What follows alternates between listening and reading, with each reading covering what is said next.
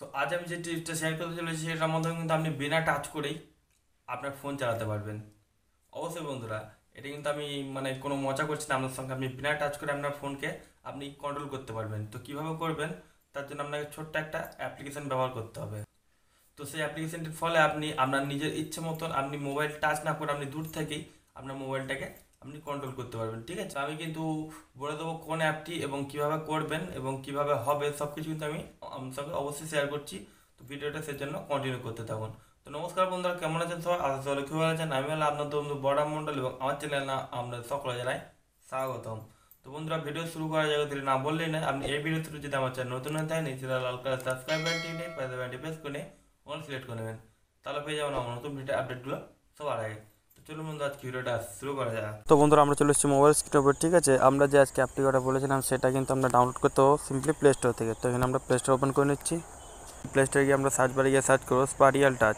তো স্পাটিয়াল টাচ লিখে সার্চ করার পর আপনি যে এই অ্যাপ্লিকেশনের ইন্টারফেসটা দেখতে পাচ্ছেন, এটা হচ্ছে সেই অ্যাপ্লিকেশন যেটা আজ আমরা ব্যবহার করব।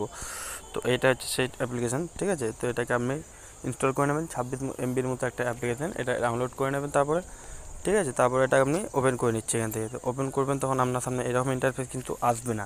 আপনার সামনে তিনটে অপশান দেবে টিক মার্ক করার। ঠিক আছে, তো সেখানে পারমিশন আছে, তো ওখানে পারমিশন দিতে হবে অ্যাপটাকে। তারপরে আপনার সামনে এরকম একটা ইন্টারফেস চলে আসবে। কিন্তু আর একটা মানে টিউটোরিয়াল আসবে। ঠিক আছে, আমি টিউটোরিয়াল দেখিয়ে দিচ্ছি, বেসিক পোজ অ্যান্ড ট্যাপ। তো এই টিউটোরিয়ালটা আপনার সামনে কিন্তু আসবে। এখানে কি যেটা করতে বলছে সেটা কিন্তু আপনার মোবাইলের সামনে করতে হবে। ঠিক আছে, এখানে একটা ফিঙ্গার আপ করতে বলছে। ঠিক আছে, এইভাবে ফিঙ্গার আপ করবেন, যেটা করতে বলছে সেটা করবেন। তারপরে কিন্তু আপনার যে জেস্টারটা সেটা কিন্তু সেটিংস হবে।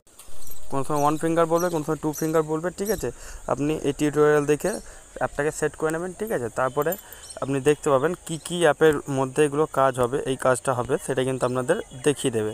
তো এটা শর্ট ভিডিওর ক্ষেত্রে হবে। ঠিক আছে, যেমন ইউটিউবের শর্ট হোক, ফেসবুকের শর্ট হোক, ঠিক আছে, ইনস্টাগ্রামের শর্ট হোক, এই সমস্ত শর্ট ভিডিওর ক্ষেত্রে কিন্তু এই অ্যাপটি কাজ দেবে। ঠিক আছে, তো আমি জাস্ট ইনস্টাগ্রামে গিয়ে দেখিয়ে দিচ্ছি, আমি এটা সেটিংস করে নিয়েছি।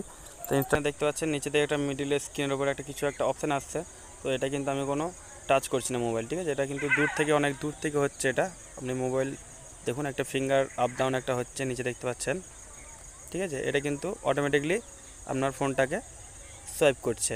ঠিক আছে, দেখুন দেখতে পাচ্ছেন, আমি কিন্তু কিছু করছি না মোবাইলে, কিন্তু আমি টাচ করছি না। আশা করি আপনারা বুঝতে পারছেন, আমি অনেক দূর থেকে ভয়েস পাচ্ছেন আপনারা আশা করি।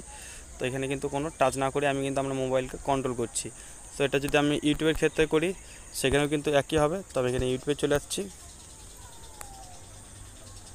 যে কোনো শর্ট ভিডিওর কিন্তু ক্ষেত্রে এটা কাজ হবে। ঠিক আছে, তো এখানে আমরা ইউটিউবে চলে এসেছি, ইউটিউব শর্টসে চলে এলাম। এবার দেখুন,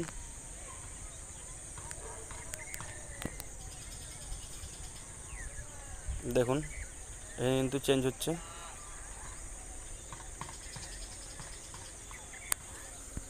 সো আপনারা আশা করি বুঝতে পেরেছেন কি এটা কীভাবে কাজ হয়। ঠিক আছে, তো এটা কিন্তু দূর থেকে আমি মোবাইল টাচ না করে আমার মোবাইলটাকে কন্ট্রোল করতে পারছি। ঠিক আছে, সো এই অ্যাপটি ইউজ করলে আপনিও পারবেন এরকমভাবে দূর থেকে টাচ না করে আপনার মোবাইল কন্ট্রোল করতে।